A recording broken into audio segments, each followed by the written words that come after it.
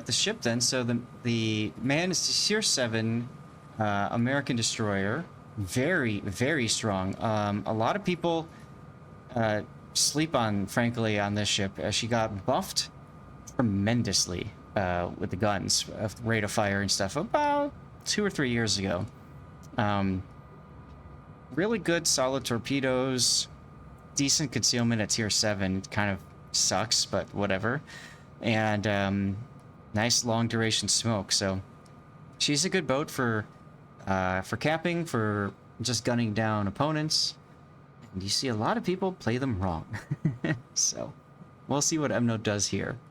The build you've gone with is main armaments mod 1, engine room protection, aiming systems, and then finally propulsion. So the reason I was kind of pausing for a sec is because aiming systems make sense if you're planning on playing this predominantly as a gunboat, while you're just luck chucking torps. You could do the torpedo module instead if you'd rather do that, but I think aiming system makes sense.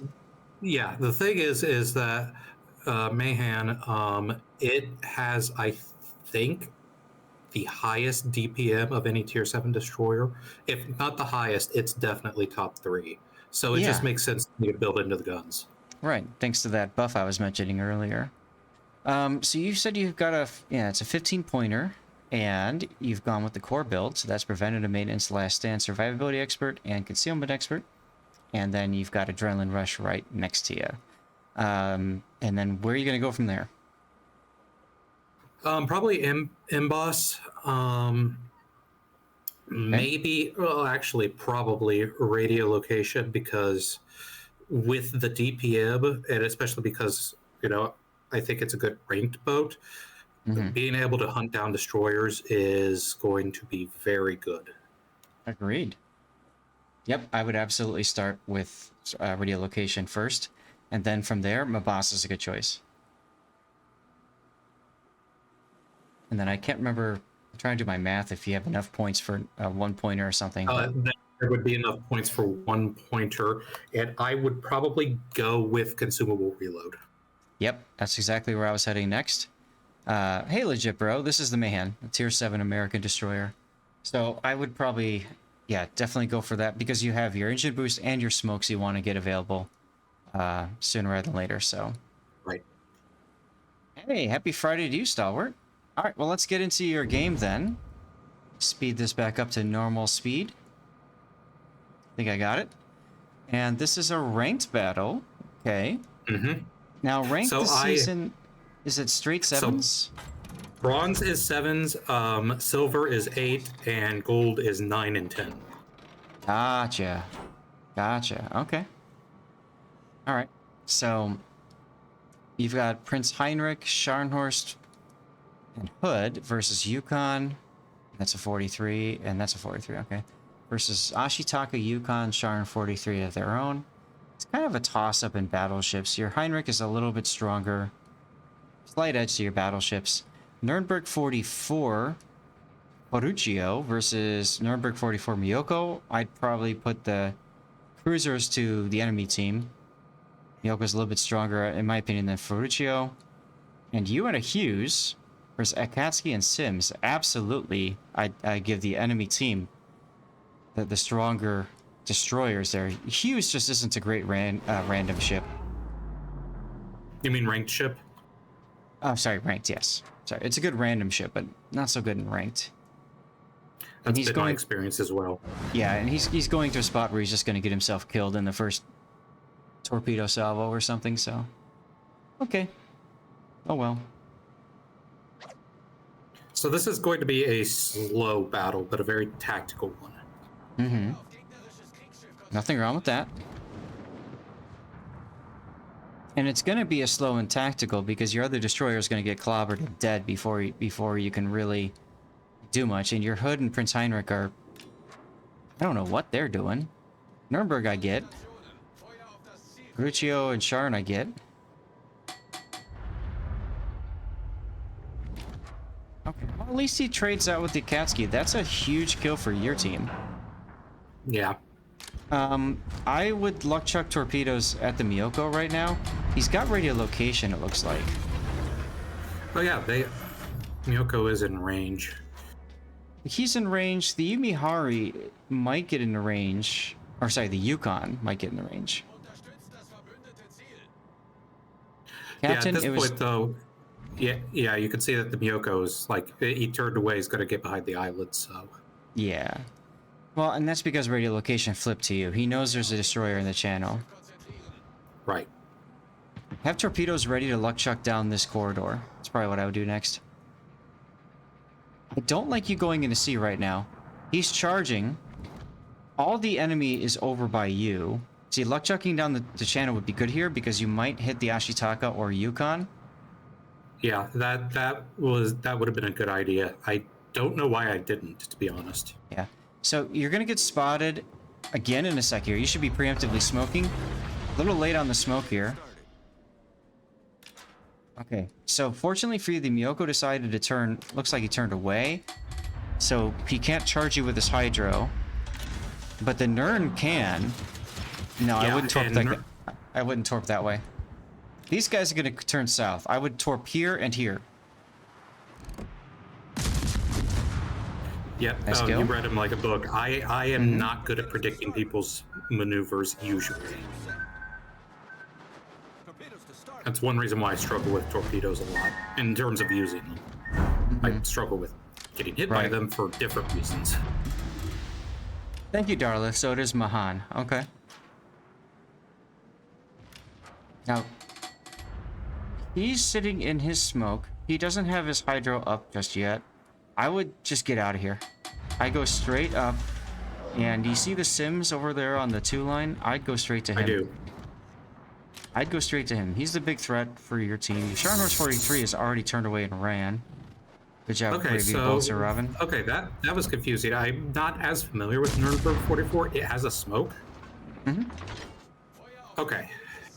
Remember, if you're ever not sure, hit tab and take a look. It has a smoke and a choice Yeah. between hydroacoustic search or defensive anti-air fire. If he's a derp, he took defensive anti-air fire.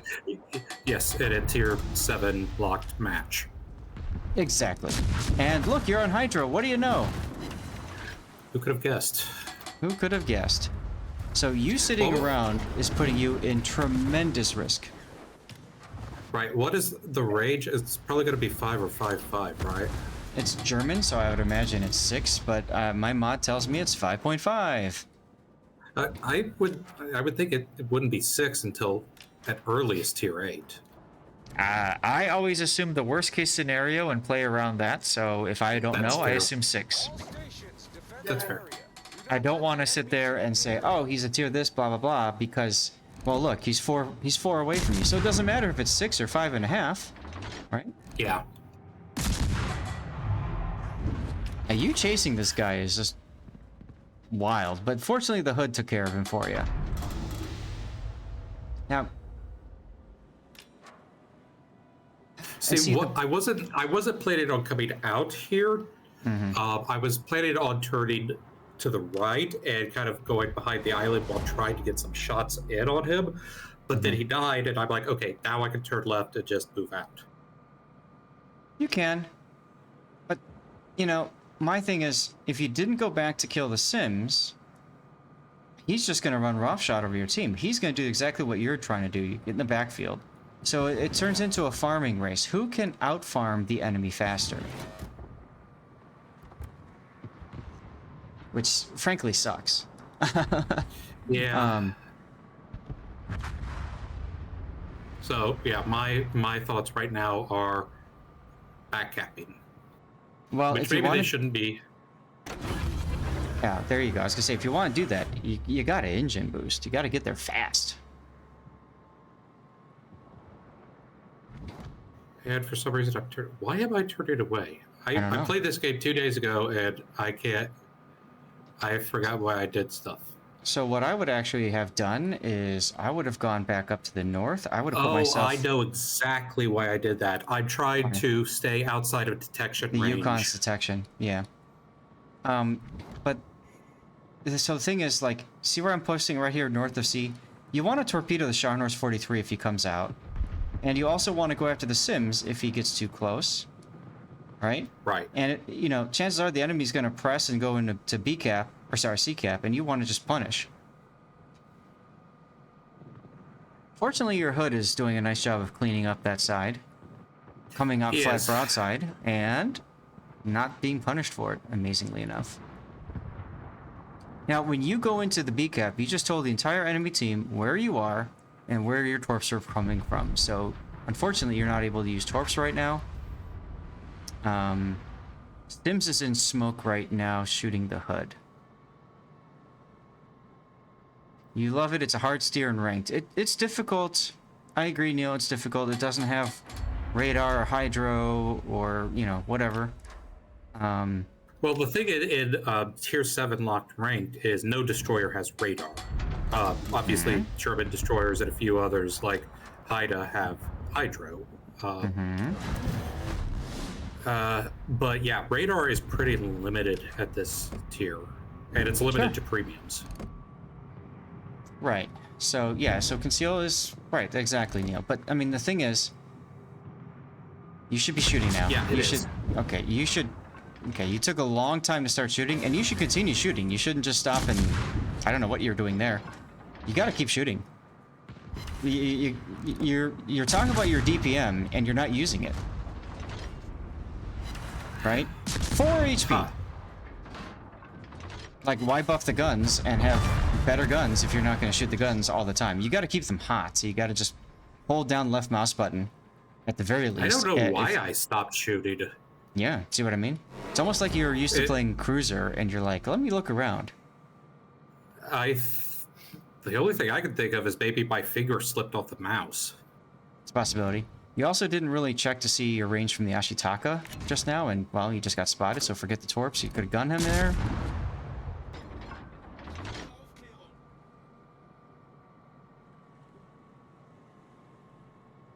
Is he... No, I don't think so. That's a... I mean, you know, if you're waiting to see if someone's going to run aground, you might as well just keep... I mean, the reload on this ship is just so good. Even if it runs aground, who cares? You know? And especially if you get my boss later, like... You know? Wow, the more I'm looking at this, I played this game really sloppily up to this point. It's a learning opportunity. But, like, so, you know, had you managed to kill the Sims earlier... Maybe, you know, your hood would still be alive. Yeah. Which is really important right now because the Ashitaka is about to clobber your Nuremberg. Yes, the Ashitaka is. So then what it turns into is literally a cat and mouse game of... I was just about to say, it reminds me of one of my favorite Reddit comments I've ever... read. This is going to turn into a game of cat and also cat. Well, I mean, so the problem is you don't know what the Ashitaka is going to do. I would move farther to the north to try to spot what he's doing.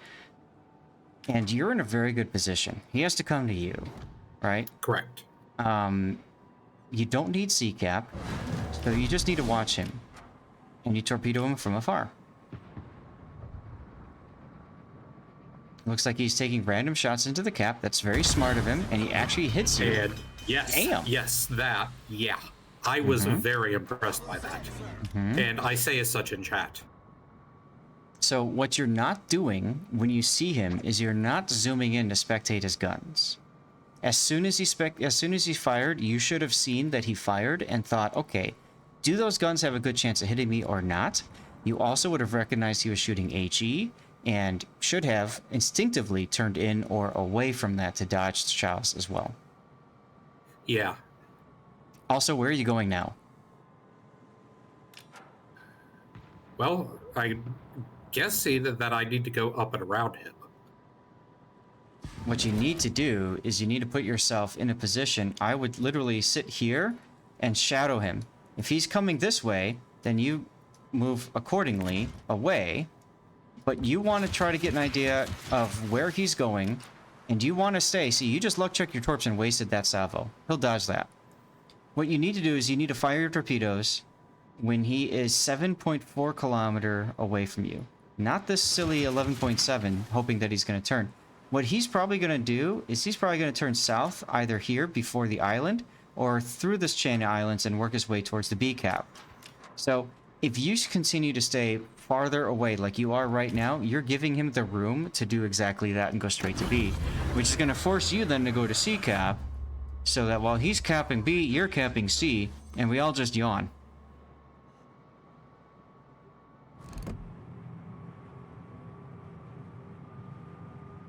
You are far better at predicting things than I think I ever will be. That's what happens after you play the game for 10 years.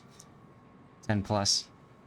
So, I mean, it's not that you predict necessarily what he does, but more like the general idea of kind of not where he's going, but what he's going to do in terms of dodging. I do catch him there. I catch him with one. You catch him with one, but he's a smart player, and he probably noticed that the torpedoes fizzled pretty quick after he took them, which basically means that you are pretty far away from him. Now, you just lost your connection with him, right? So Yes. he knows that you're behind this island. He knows exactly where you are. And I knew that that was going to be the case. Like, So why would you? Because I thought I had to. I thought I had to go around him and go to C. That was my thought. No, you don't. You just go this way, and then you just keep him spotted at an A, and you just torpedo the living daylights out of him when he goes into A. The issue is I know that I suck with torpedoes, and I know that that's not going to win me the game. If I was good at predicting and firing torpedoes, that I think would be a better option, but I know that I'm not. But at the same point, you are giving him the initiative. You're letting him decide where he wants to go and what he wants to do by playing this way. You're telling him that you're afraid of him. Okay? I mean, You are, yeah. But if you were closer, now don't fire your guns. You tell him exactly where you are. Well, you kind of have to keep him off of capping now. But what I'm getting at, and I wait until he fired to do that. well, sure, but he's already demonstrated he can guess where you are once and hit you. He guess shotted again as you came around this island, so you're actually playing exactly into his hand. If you were over here, you project your presence and your power. See, very close. You project your presence and your power, and you prevent him from capping. Okay? But because you ran over here, and now you're making your way over here, you've essentially told him, if he gets lucky twice, maybe 3 times, you're dead. Also, if he recognizes the pattern of you waiting for him to shoot, the other thing you could do, by the way, is you bait him into shooting and then you smoke.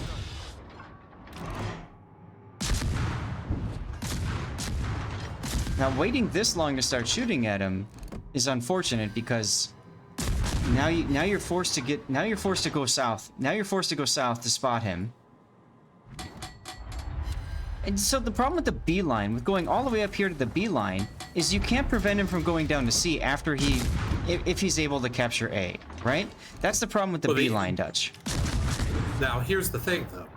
Look at the points. He's not going to have time to do that. No, not anymore.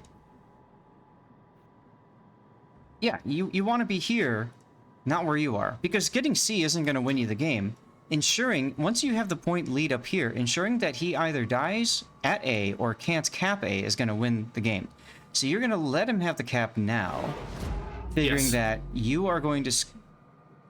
This is extremely risky. This is extremely risky. In what sense? If your math is off, you lose. Well, I have the timer mod. The timer mod was telling me that this was going to be a win. That's when I knew to stop shooting. And how much time, how much of a... It was around margin. 10 seconds. It was around 10 seconds, as I recall. Okay. So, for those players who don't use the timer mod, what you've just done right here, and you look at your team, you can tell these guys aren't using the timer mod because they're crapping their pants right now and they're screaming at you. What are you doing? Right? You say, oh, we're going to win. I know it. It's fine. And that's okay. If you don't have the mod and you don't know the math, the best option for you to do is to go straight into C. And the Ashitaka knows that, which is why he's heading that direction. Couldn't they do something in that time to completely change time left? No, Chains. Once he's got the cap, the only thing that he could do to change the time left is to get on Mknote's A cap. And there is, or B cap, I don't, whichever the other cap was that Mknote's team has. And there's no, he's slow. There's no way for him to get there, right? It'd be a different situation if there were 2 enemies left instead of the 1. Right. So, you know, one thing I will say is I feel like you need to get more confident in using your concealment and playing around your concealment, okay? Okay. So I highlighted earlier, when you're going to torpedo targets, especially battleships that are charging you, you want to torpedo them at as close to your concealment as possible, obviously without them detecting you. Because that's going to have the tightest spread when the torpedoes hit. And that also increases the chances that they're going to hit because there's less time for that player to maneuver, change course, and all of a sudden your torps are going to completely whiff, right? I expected him to turn much earlier than he did. So my torpedoes fired at max range would have missed. Once you sat within a kilometer of your detection, start playing destroyers a lot better and hitting more torps. Bingo, C-Wade. Bingo. This is the core tenet of playing the Japanese destroyer line.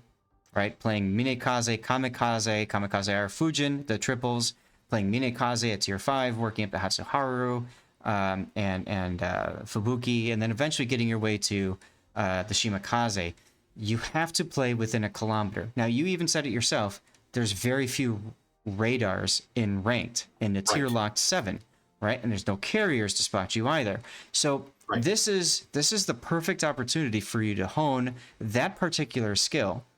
Because when you're playing in... That's a good point, yes. If you're playing at tier 9, much more radar to worry about. Then you have to play more standoffish, right? Yep. And another thing, I would imagine that playing closer to your concealment like that would be even more important for a ship that has torpedoes that are as slow as Mahan's are, with 55 knots. Oh, absolutely. Absolutely, yes. And so once you know there's really no threat to spot you, and you know you're faster than everything else, then it just becomes a game of, haha, I can torp you, to death. And that's why Jaeger's, like a really good Jaeger player at tier 9, is so annoying, because the torpedoes don't do a lot of damage, but they keep coming, and they just flood you out or whatever. So, in summary, I think I understood a general tactic to win at the end there, namely, basically, stop him from capping until we got enough of a lead that he could take the cap and we still win. It's just that I could have executed it in a much more efficient manner than I did. Right. And when you were playing with him after he fired his guns, you didn't double click, you single clicked, which or ripple fired. And the problem with that is that's that extra little, second of you being detected instead of double clicking and salvo firing. Like if you want to get real nitpicky. I'm really surprised for how good of a player he was. Like he knew when to shoot you coming out of the island, and he missed by a decent amount, but he took the shot, which is great. I think it's because he was expecting me to come out closer around the island, and that's actually the reason why I came around further out, because I suspected that he might do that. And you saw where he positioned himself closer to the island to catch you when you come. Right. So he's very good. He knows exactly what he's doing. So, in that kind of situation, I'm kind of surprised he didn't take one shot at you and then stop shooting. If he would have done that, he very well could have won the game, because it would have forced you to engage when his guns were available and possibly clobber you, because you'd have to take him out with your gun to get the decap. To get the decap. And that's where all of that whole engagement cycle, if you go back and watch all of that again and ask yourself, well, what if I went down the 2 line instead? Yeah, right? No, actually, that's one thing I wanted to point out. After the battle ended, like about 10 minutes later, I realized that a better play would have been to go south towards B cap rather than go around and try to get C. Absolutely. But that was only after the fact that I realized that. Yeah, because you also have to think about the enemy player's win condition, and his win condition is literally, I have to get to this cap and the other one. Most likely. He's probably going to go from A to B. So you have to position yourself in a spot to strike him, assuming he gets the A cap. With you on the 2 line, there's no island to block your vision of him and your shots of him. So you have much more control in that engagement. Plus, you've got, you know, better chance of your torps hitting too. So, yeah. All right. Well, I'm thinking cat and mouse for your title. I think that makes perfect sense. Yeah, I think that makes perfect sense. All right.